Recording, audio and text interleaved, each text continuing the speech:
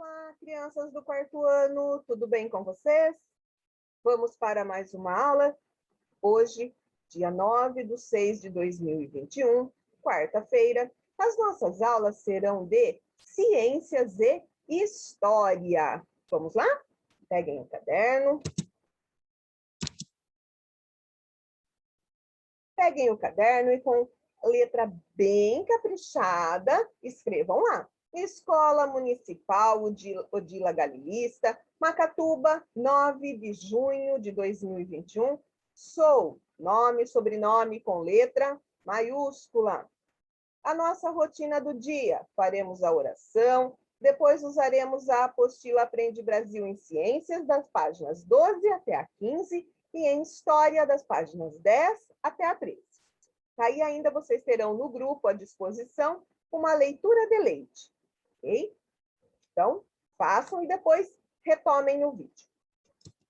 Então, vamos para a nossa oração do estudante? Senhor, eu sou estudante e, por sinal, inteligente. Prova isto é o fato de eu estar aqui conversando com você. Obrigada pelo dom da inteligência e pela possibilidade de estudar. Mas, como você sabe, Cristo, a vida de estudante nem sempre é fácil. A rotina cansa e o aprender exige uma série de renúncias. O meu jogo preferido, os meus passeios e também alguns programas de TV. Eu sei que preparo hoje o meu amanhã. Por isso lhe peço, Senhor, ajuda-me a ser um bom estudante. Dê-me coragem e entusiasmo a cada dia para recomeçar. Abençoe a mim, a minha turma e as minhas professoras. Amém. Bom, lembrem de dar o ok, que é o que representa a presença de vocês na aula, fazer as correções das atividades e também, sempre que possível, pelo menos 2 vezes na semana, enviar fotos das atividades, ok? Pessoal, ainda estamos em pandemia, né? Vamos respeitar aí algumas coisas, por exemplo, o isolamento social, se manter sempre a 1,5 metro de distância das pessoas, se for tossir ou espirrar, sempre próximo ao cotovelo, usar a máscara corretamente, cobrindo o nariz e a boca, lavar as mãos frequentemente e também usar o álcool gel, ok? Bom, vamos lá, alguns lembretes. Então, cuide-se para evitar o Covid-19. Já colocaram o nome na apostila?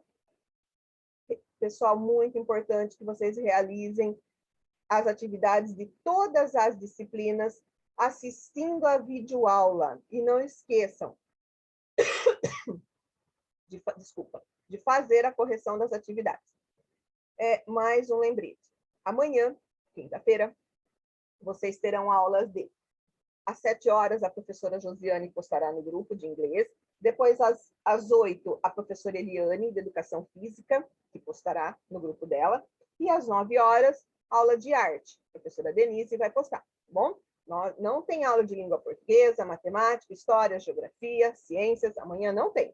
Porque nós, professoras, estaremos na escola, tá? Trabalhando com 2 grupos de alunos, ok? Então, vamos lá. Começando o nosso conteúdo de ciências, na página 12. Olha só, tem aí na página 12, né, na ilustração, vamos entrar na unidade 4, a química em nosso cotidiano, a química em nosso dia a dia, né? Então, tem aí o pai cozinhando. Vocês já perceberam como sai vapor da panela quando ela está no fogo, principalmente se ela estiver com água, né? Quando ela aquece, sobe um vapor d'água, né? Aí as pessoas comendo as frutinhas, geralmente geladinhas, né? As crianças escovando o dente, para isso elas usam a água, né? Além da pasta, da escova de dente, mas a água sempre presente, né? Então, vamos lá? Bom, página 13, não esqueçam de colocar a data em todas as páginas trabalhadas. Acompanhe a leitura com a professora. Façam a leitura digital, com o dedinho, com a régua ou com o lápis. Você usa sabonete para tomar banho e shampoo para lavar o cabelo? Também escova os dentes com escova e creme dental, certo? Sabia que atividades como essas, que fazem parte do nosso dia a dia, estão relacionadas à química? As ações de respirar, e digerir um alimento também envolvem essa ciência, a química. Neste capítulo, você vai perceber que a química está muito mais presente em nosso dia a dia do que você pode imaginar. Então, tem aí. Leia o texto que relata uma experiência vivida pela turma da Mônica, no laboratório do Franjinha, o cientista da turma. Então, vamos lá. Acompanhe a leitura com a professora. Façam a leitura digital. A grande experiência. Depois de explicar algumas reações químicas que acontecem na cozinha, o Franjinha se agachou e deu uma olhada dentro do forno. Tudo bem? Disse o Cebolinha. A gente já entendeu essa história toda de química, mas você ainda não explicou o que está fazendo aqui.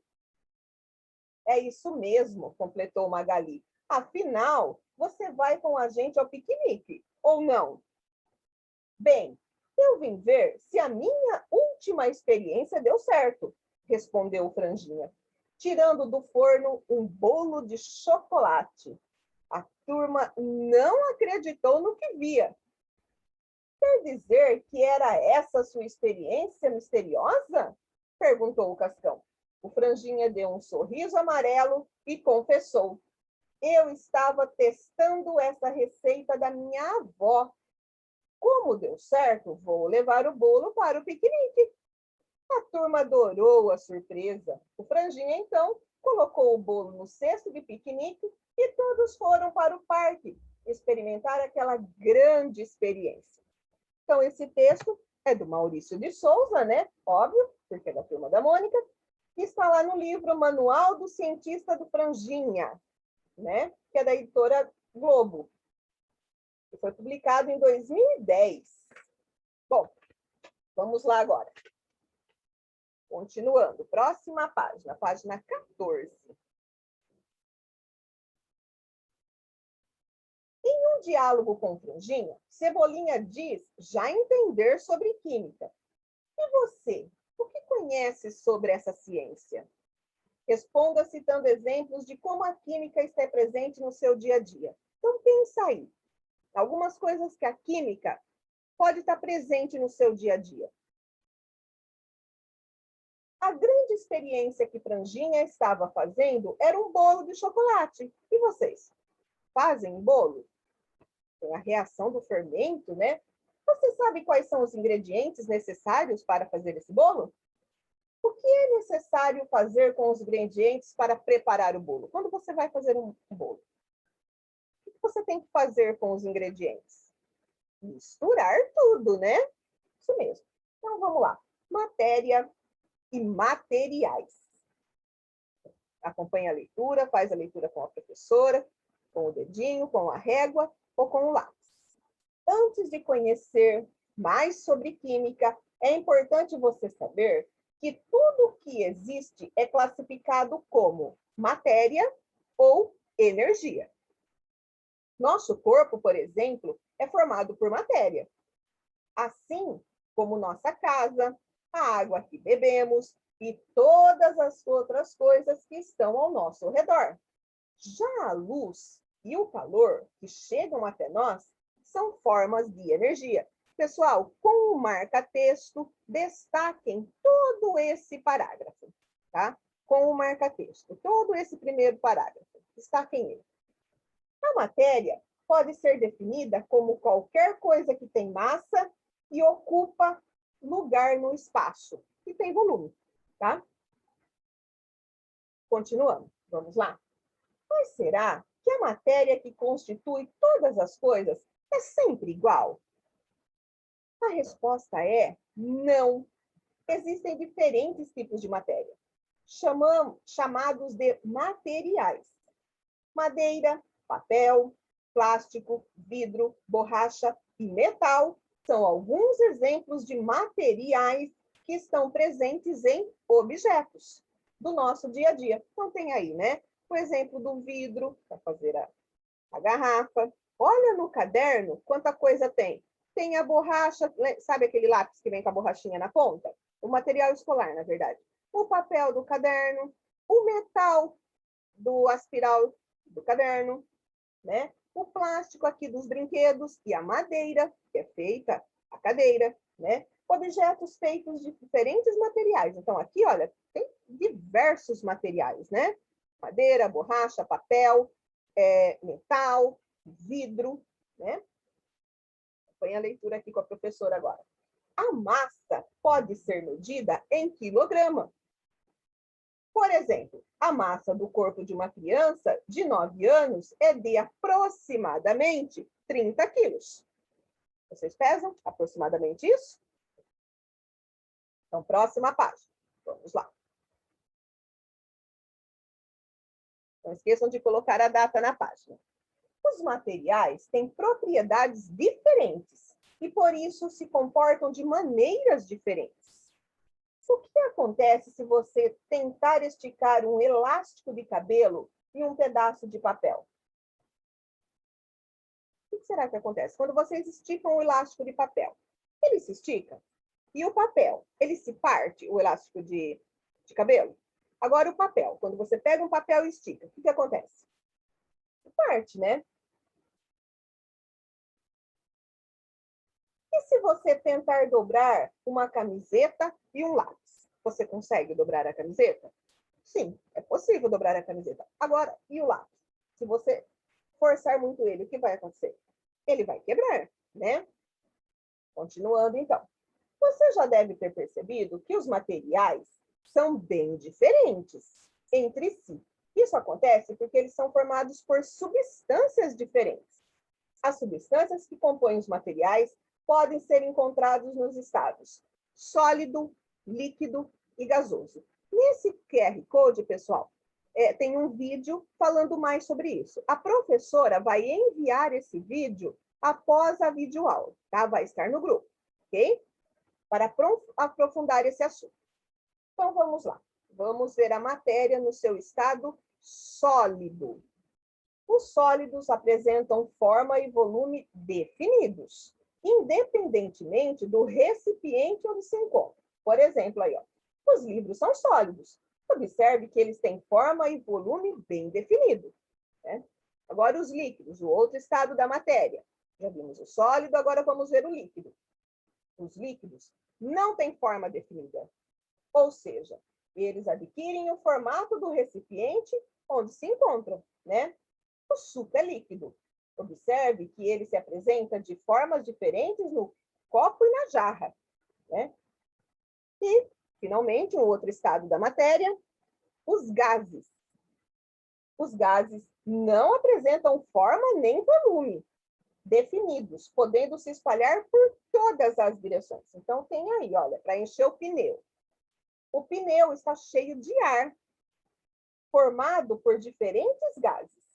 Se o pneu for furado, o ar vai escapar para o ambiente, né? Bom, de ciências hoje é só isso. Estudamos os materiais e as matérias, né? Vimos os estados sólidos, líquidos e gasoso, tá? E vocês vão poder se aprofundar ainda mais nesse assunto nesse QR Code. Combinado, crianças? A professora vai enviar o vídeo, certo? Então, agora, nós vamos lá para história. Vamos lá? História.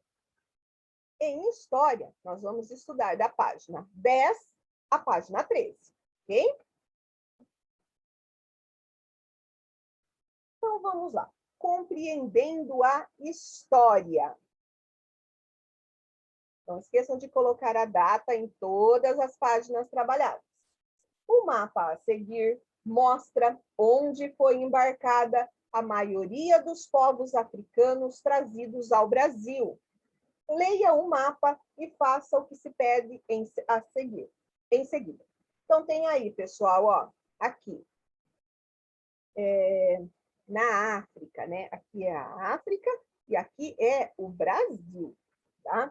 Então, tem aqui, ó, Bissau, São Jorge de Minas, São Tomé, Benguela e Moçambique. Os povos eram retirados dessas regiões e olha para onde eles iam, né? Quem saía lá de Bissau vinha para o Brasil, e parava lá, em Belém e São Luís. Agora, quem saía daqui, olha, para onde ia? São Luís e Salvador, né? Agora, quem saía daqui de São Tomé ia para Salvador e também para o Rio de Janeiro, olha. Quem saía aqui de Luanda? Olha só, vinha para cá, do Rio de Janeiro também. Quem saía aqui de Benguela? Ia lá para Recife. E aqui de Moçambique, vinha para o Rio de Janeiro, né? Então, a rota do tráfico de escravizados entre o século XVI e XIX, ok? Então, vamos lá. Atividade A. Escreva o nome dos locais de embarque desses povos africanos em direção ao Brasil. Ó, eles embarcavam aqui. Tá? Então, todos esses aqui são os portos. Tá? Vocês vão escrever todos esses nomes aqui. Certo? B.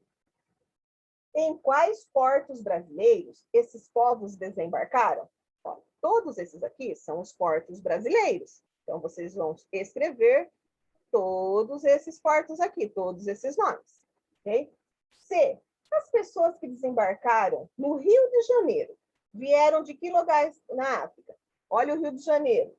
Ele está aqui, né? Então, quem desembarcou no Rio de Janeiro veio de onde? De Luanda, né? E de Moçambique. Olha aqui. A rota aqui, olha. E as pessoas que desembarcaram em Salvador? Onde que está Salvador? Olha, Salvador aqui. De que locais da África vieram? Eles vieram de São Jorge da Mina e de São Tomé. Eles vieram daqui, olha, e de São Tomé. Ok? Então, anotem aí. E agora acompanha a leitura com a professora. Façam a leitura digital. O Brasil do açúcar. No Brasil, na época em que foram fundadas as primeiras vilas e cidades, os portugueses optaram por produzir açúcar, que era produto muito valioso na Europa. Por isso, construíram muitos engenhos. A maior parte deles no Nordeste brasileiro, por causa do clima e do solo favoráveis para a lavoura canavieira, a lavoura da cana, né? Para produzir o açúcar, os donos dos engenhos, mais conhecidos como senhores de engenho, usavam a mão de obra de africanos escravizados. Então, esses africanos que eram retirados lá de suas famílias, né? Eles não vinham por vontade própria. Eles eram retirados e vinham à força para cá. Eles eram escravizados, né? Trabalhavam só por comida. Então, na página 11 agora, vamos lá. Nós vamos ver uma representação do engenho. Olha como é um engenho. Engenho é tudo isso daqui, olha. Né? Então, coloquem a data na página. Nesta representação, conheça como estava organizado o engenho colonial. Então, olha aqui. A casa grande era a habitação do senhor de engenho e da família dele. Então, essa daqui era a casa grande, ela ficava mais no centro, né? Agora aqui, ó, as senzalas.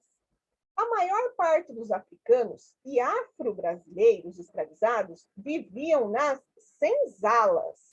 Eles viviam todos juntos, né? Agora aqui, o que era essa parte? Essa área do engenho era destinada à produção do açúcar. Então, aqui era o engenho, olha só a roda. Aqui agora, na capela, ocorriam as cerimônias religiosas, como missas, batismos e casamentos, né? E aqui, finalmente, a cana, né? As plantações de cana-de-açúcar ocupavam grande parte da fazenda. No entanto, era comum haver espaços para a criação de animais e para cultivo de outros alimentos. Ok? Agora continua a leitura com a professora. Ser criança em outros tempos. Como que era ser criança em outros tempos? Será que elas podiam brincar? Como vocês fazem agora? Iam para a escola? Será? No passado, Apenas as crianças de famílias ricas tinham o privilégio de estudar. Podem destacar isso com o marca-texto. Na falta de escolas, os pais contratavam professores particulares para dar aula em casa ou enviavam os filhos para estudar em colégios internos nas cidades. Colégios internos em que as famílias ficam lá sozinhas, sem a família. Tá? Lugares que eles vão só para estudar. Vocês podem destacar todo esse parágrafo com marca-texto, tá, crianças? Fica mais fácil na hora de estudar. Assim, crianças privilegiadas aprendiam a ler, escrever e a fazer contas matemáticas. A educação dos meninos era diferente da educação das meninas. Eles eram educados para assumir os negócios e elas para cuidar da casa e da família. Página 12 agora. Vamos lá?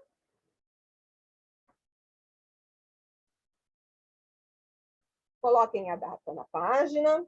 As crianças sem condições financeiras, principalmente as escravizadas, não estudavam e geralmente começavam a trabalhar por volta dos 7 anos de idade. Olha só, antes de ter a idade de vocês, já trabalhavam.